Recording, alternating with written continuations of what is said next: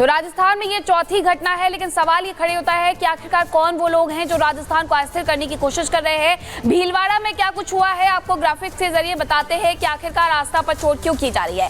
गाय की पूंछ मिलने से वहां पर आक्रोश देखने को मिल रहा है। साधु संतों में भी घटना से बेहद नाराजगी देखने को मिल रही है। आपने सुना कि वो किस तरीके से अल्टीमेटम दे रहे हैं। आरोपियों की गिरफ्तारी का अल्टीमेटम उनकी तरफ से दिया गया है। सुबह 9 बजे तक गिरफ्तारी की जाए, ये अल्टीमेटम उनकी तरफ से दे दिया गया है। मंदिर के बाहर कटी हुई पूंछ मिलने से भीलवाड़ा बंद करने की भी चेतावनी यहां पर साधु संतों के द्वारा जारी कर दी गई है। और साधु संत खुद बता रहे हैं कि आखिरकार ये चौथी घटना है जो राजस्थान में इस तरीके से हुई है और लगातार आस्था पर प्रहार किया जा रहा है। अगली खबर है कोलकाता रेप मर्डर मामले में, पुनीता बताएंगे आपको। चलिए आगे बढ़ते हैं, हम बात कर लेते हैं कोलकाता कांड की। देखिए जैसे जैसे सीबीआई की जांच का दायरा आगे बढ़ता जा रहा है, एक के बाद एक सबूत भी सीबीआई के हाथ लग रहे हैं। इसके अलावा आरोपियों से भी लगातार सच उगलवाने की कोशिश की जा रही है और इसलिए कहा जा रहा है कि अब 53 सबूत जो है सीबीआई के हाथ लग चुके हैं, जिसकी वजह से टीएमसी की टेंशन बढ़ गई है। रिपोर्ट के जरिए आपको दिखा दें।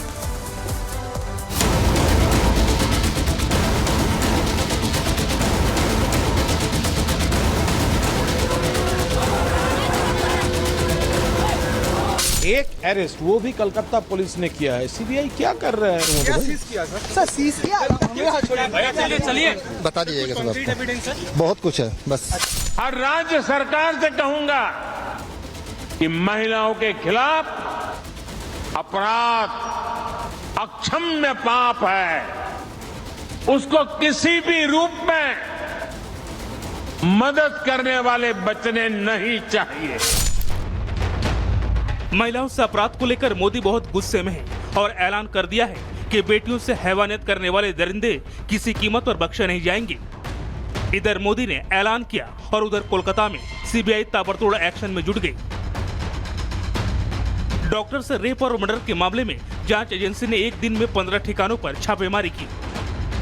सीबीआई के कड़े एक्शन से लग रहा है कि कोलकाता में कई बड़ी गिरफ्तारियां होने वाली हैं। क्या कॉलेज के पूर्व प्रिंसिपल संदीप घोष भी गिरफ्तार होने वाले हैं?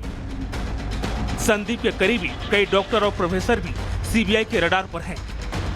तो क्या संजय की तरह वो सब भी अब जेल के सलाखों में जाने वाले हैं? इधर सीबीआई की ताबड़तोड़ जांच से टीएमसी के पसीने छूटने लगे हैं। डर कनेक्शन निकलने का सता रहा है, तो अब उनके नेताओं ने सीबीआई को आड़े हाथों लेना शुरू कर दिया है। लेकिन सीबीआई कहां पीछे रहने वाली थी, तगड़ा पलटवार किया। स्टैंड एक ही है, इवन वी वांट जस्टिस। 12 दिन हो गया है, सीबीआई को नया कुछ मिला नहीं है और सीबीआई के कन्विक्शन रेट को लेके हमारे मन में भी बहुत सारे सवाल है। हमें पता नहीं कि आगे जाके ये कार्रवाई कितने दिन चलेगी और फाइनली जाके जस्टिस मिलेगा या नहीं मिलेगा। आरजी कौर का जो रेप केस है, मर्डर केस है, वो तो तुरंत सॉल्व होना चाहिए। एक अरेस्ट वो भी कलकत्ता पुलिस ने किया है। सीबीआई क्या कर रहा है?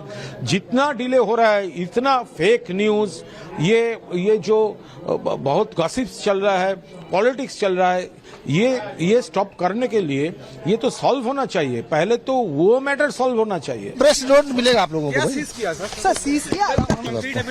बहुत कुछ है बस। इस रेप और मर्डर केस में सीबीआई जांच के बहुत करीब तक पहुंच चुकी है। एफआईआर में आरोपी के तौर पर आरजी कर मेडिकल कॉलेज के पूर्व प्रिंसिपल संदीप घोष का नाम भी दर्ज कर लिया गया है। सीबीआई ने एफआईआर में संदीप घोष और एक महिला समेत 4 लोगों को आरोपी बनाया है। एफआईआर में पश्चिम बंगाल के स्वास्थ्य और परिवार कल्याण मंत्रालय के स्पेशल सेक्रेटरी देवाल कुमार घोष का नाम भी शामिल है। जो हेल्थ मिनिस्टर है, जो हमारे सीएम हैं, तो उनके खिलाफ भी इंक्वायरी होनी चाहिए, उनके फोन को जब्त होना चाहिए। ये जो मीटिंग हुआ था, जो स्टिंग ऑपरेशन में आया कि घटना घटने के बाद डॉक्टर घोष उन्होंने मीटिंग बुलवाया और वो मीटिंग बहुत, उस मीटिंग में प्रभावशाली लोग आए, बहुत समय तक वो मीटिंग चला। तब किनसे बात हुई, किनसे बातचीत हुई, सारी चीज़ आनी चाहिए। जो महिला के पिता माता को, पीड़ित महिला के पिता माता को बताया गया कि आपके बेटी सुसाइड किया है, ये तो उस मीटिंग में डिसीजन हुआ। वो महिला डॉक्टर कह रही है स्टिंग ऑपरेशन में, और अगर डिसीजन होता है किसी मीटिंग में, हेल्थ मिनिस्टर को पता नहीं, या हेल्थ मिनिस्टर के क्लोज जो डॉक्टर, जिसे एसपीडी बोला जाता है, डॉक्टर एसपीडी, उनको पता नहीं है, तो हो नहीं सकता। डॉक्टर बेटी से रेप के बाद हत्या के इस केस में सीबीआई ने अभी तक किसी की गिरफ्तारी नहीं की है, लेकिन सीबीआई की टीम फुल एक्शन मोड में है। लगातार आरोपियों पर शिकंजा कसने के लिए कार्रवाई की जा रही है। हर वो सबूत जुटाए जा रहे हैं जिससे जल्द इस वारदात के सारे राज्यों से पर्दा उठ सके और डॉक्टर बेटी को इंसाफ मिल सके। Bureau report, Republic Bharat. तो सीबीआई का देखिए एक्शन जारी है, तफ्तीश लगातार देखने को मिल रही है और यही वजह है कि टीएमसी बौखलाई हुई है। लेकिन वो 8 सबूत क्या है जो मुख्य आरोपी संजय रॉय के खिलाफ मिले हैं, जरा वो भी हम आपको बता देते हैं। देखिए, संजय रॉय जिसे गिरफ्तार कर लिया गया था और कॉलेज की 2 सीसीटीवी में वो नजर आया है, ये तफ्तीश में सामने आया है। कपड़े और अंडरगारमेंट जो हैं वो भी मिले हैं संजय रॉय के, और इसके साथ ही गले में ब्लूटूथ वाला ईयरफोन भी मिला है और इसी के जरिए जो गिरफ्तारी हुई थी संजय रॉय की, वारदात वाले दिन की चप्पल भी वहां पर मिली। इसके अलावा घटना की जगह हाथ पैर के निशान भी पाए गए हैं। वहीं वारदात की जगह से मिले खून की जांच, यानी कि देखिए खून की जांच जब की गई उसमें संजय रॉय का जो है खून मिला था, सैंपल संजय के खून से मेल खा चुका। इसके बाद जब गिरफ्तारी हुई, यानी कोलकाता पुलिस ने गिरफ्तार किया था संजय रॉय को, मोबाइल लोकेशन कई राज खोलेगा, क्योंकि अब लोकेशन के जरिए भी जो टीम है वो लगातार जांच पड़ताल करने में जुटी हुई है। अगली खबर क्या है, रुक करते हैं मीनाक्षी का। और खबर अब उत्तर प्रदेश की अमेठी से है। अमेठी में धर्मांतरण का दबाव बनाने का मामला सामने आया है। 3 शख्स पर आरोप लगा है कि उन्होंने जबरन इस्लाम धर्म कबूलने के लिए एक शख्स को मजबूर किया और जब उसने ऐसा नहीं किया तो उसके साथ घिनौनी हरकत को अंजाम दिया गया। पुलिस ने तीनों आरोपियों को गिरफ्तार कर लिया है। पूरी जानकारी इस रिपोर्ट में आपको दिखाएंगे।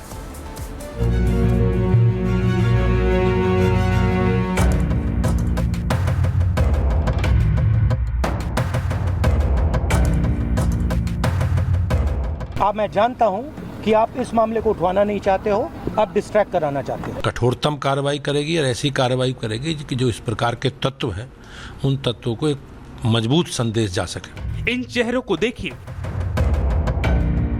पुलिस शिकंजे में खड़े ये 3 वो चेहरे हैं जिन्होंने अमेठी में दुष्कर्म और धर्मांतरण का गंदा खेल खेला। एक लड़की को अपनी बातों में फंसाकर और उसे अपने साथ ले जाकर पहले तो दुष्कर्म किया और फिर धर्मांतरण कराकर अपना असली चेहरा दिखा दिया। आरोपियों ने पीड़िता को बंधक बनाकर रखा था, पीड़िता पर जबरन धर्म परिवर्तन का दबाव बनाया, लेकिन मौका पाकर पीड़िता वहां से भाग निकली। पीड़िता पहले तो चुप रही, लेकिन सब्र का बांध टूटने के बाद उसने सारी बात अपने परिवार को बताई। आरोपी के चंगुल से छूटकर पुलिस के पास पहुंची पीड़िता ने अपने साथ हुए अत्याचारों के लिए न्याय की गुहार की है, तो योगी की पुलिस तुरंत एक्शन में आई और आरोपी को शिकंजे में ले लिया। मुख्य अभियुक्ता को और 3 अभियुक्तों को गिरफ्तार करके जेल भेजा गया है। पूरी इसकी व्यवस्था की जा रही है। जो शेष अभियुक्त हैं उनके विरुद्ध भी साक्ष्य के आधार पर कार्रवाई की जाएगी। चुनाव में राहुल गांधी जिस अमेठी का खुद को बेटा और भाई होने का दावा करते हैं, जिस अमेठी से पुराना रिश्ता होने की बात करते नहीं थकते, उसी अमेठी में एक बेटी के साथ घिनौना पाप हुआ। लेकिन राहुल गांधी चुप है, क्योंकि इस तरह के मामले में तो राहुल गांधी डिस्ट्रैक्ट होते हैं। सुनिए। इस इंसिडेंट में आया हूं, यहाँ पे मैं डिस्ट्रैक्ट नहीं करना चाहता हूं, इसलिए मैं यहाँ इनका मामला उठाने आया हूँ। देखिए भैया, मैं यहाँ इस मामले में आया हूँ। अब मैं जानता हूँ कि आप इस मामले को उठवाना नहीं चाहते हो, आप डिस्ट्रैक्ट कराना चाहते हो। क्या यह खबर देखने के बाद आप अपने बिजी शेड्यूल में से वक्त निकालकर उस बेटी का दर्द बांटने जाएंगे? क्या उन आरोपियों के खिलाफ एक्शन लेने के लिए आगे आएंगे? लेकिन बीजेपी कह रही है कि राहुल गांधी जगह देकर सियासत करते हैं। नहीं, सरकार हमारी सजग है और हम लोग किसी भी प्रकार के प्रलोभन के आधार पर धर्मांतरण के हम लोग विरोध में हैं और मुझे विश्वास है सरकार इस पर पूरी जांच कराकर और कठोरतम कार्रवाई करेगी और ऐसी कार्रवाई करेगी कि जो इस प्रकार के तत्व हैं उन तत्वों को एक मजबूत संदेश जा सके। और मुझे विश्वास है कि इस प्रकार के जो तत्व हैं, जो इस प्रकार की ताकतें हैं, हमारी सरकार चिन्हित करके सबके खिलाफ कार्रवाई करेगी। बीजेपी का आरोप भले ही सियासी हो, लेकिन सवाल कई हैं जिनका जवाब देना राहुल के लिए जरूरी है। बहरहाल योगी के यूपी में धर्मांतरण पर सख्त कानून बन चुका है और उसी कानून के तहत अब इन गुनाहगारों का भी न सिर्फ हिसाब होगा बल्कि पक्का हिसाब होगा। Bureau report, Republic Bharat. तो अवैध धर्मांतरण करने को मजबूर किया गया। अब ऐसे में सवाल ये कि अमेठी में अवैध धर्मांतरण पर राहुल गांधी चुप क्यों है? राहुल गांधी मुखरता के साथ हर बात पर सवाल पूछते हैं, लेकिन जब मामला अमेठी का आता है जो कि गांधी परिवार का गढ़ माना जाता है, वहां से इस तरीके की घटना सामने आई तो वो चुप क्यों है? और ऐसे कौन कौन से वो मामले हैं जिन पर वो उनकी चुप्पी देखने को मिली है, वो भी समझिए। कन्नौज रेप कांड पर राहुल गांधी चुप नजर आते हैं क्योंकि जिस पर आरोप लगे वो समाजवादी पार्टी से नेता। अयोध्या रेप कांड पर चुप, वही वजह समाजवादी पार्टी का नेता। और इसके अलावा कोलकाता कांड पर भी, कोलकाता रेप कांड पर भी उनकी चुप्पी देखने को मिली। उन्होंने कहा कि मुझे मामले से अब डिस्ट्रैक्ट मत करिए, भटकाने की कोशिश मत करिए। अमेठी धर्मांतरण पर भी सवाल वही बना हुआ है कि क्या राहुल गांधी बोलेंगे, क्योंकि ये अमेठी वही जगह है जो कि गांधी परिवार का गढ़ है, जहां से उनके ज्यादातर परिवार के नेता चुनकर के आए हैं। लेकिन अब ऐसे में सवाल वही कि क्या यहां पर भी इसी तरीके से चुप्पी रहेगी या कुछ बोलते हुए नजर आएंगे। चलिए आगे बढ़ते हैं, बात मध्य प्रदेश की कर लेते हैं। मध्य प्रदेश के भिंड जिला कलेक्टर अपने बयानों को लेकर कई बार सुर्खियां बटोर चुके हैं, लेकिन इस बार अपने तेवर को लेकर मुश्किल में फंस गए हैं। दरअसल जिला अस्पताल में इलाज कराने पहुंचे मरीज के अटेंडर की ही कलेक्टर साहब ने क्लास लगा दी। रिपोर्ट के जरिए दिखाते हैं।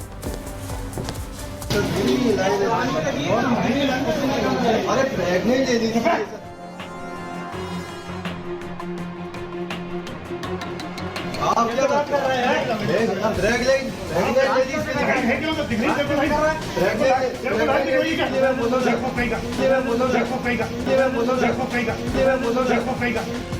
मध्य प्रदेश के भिंड जिला कलेक्टर संजीव श्रीवास्तव इन दिनों अपने अड़ियल रवैये और तानाशाही के चलते सुर्खियों में बने हुए हैं। इस बार कलेक्टर एक मरीज के अटेंडर से ही भिड़ गए। कलेक्टर साहब ने अटेंडर को जमकर फटकार लगाई। इतना ही नहीं, कलेक्टर बदतमीजी पर भी उतर आए।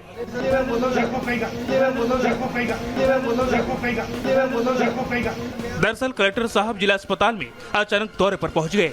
कलेक्टर के पहुंचने से हड़का मच गया। ओपीडी में ज्यादातर डॉक्टरों के कमरे खाली पड़े मिले। कलेक्टर संजीव श्रीवास्तव ने ड्यूटी से गायब रहने वाले डॉक्टरों के बारे में जानकारी ली। इसके बाद कलेक्टर ने एसएनसीयू, पीआईसीयू समेत कई दूसरे वार्डों का भी निरीक्षण किया, लेकिन हर वार्ड में डॉक्टर अपने ड्यूटी से गायब मिले।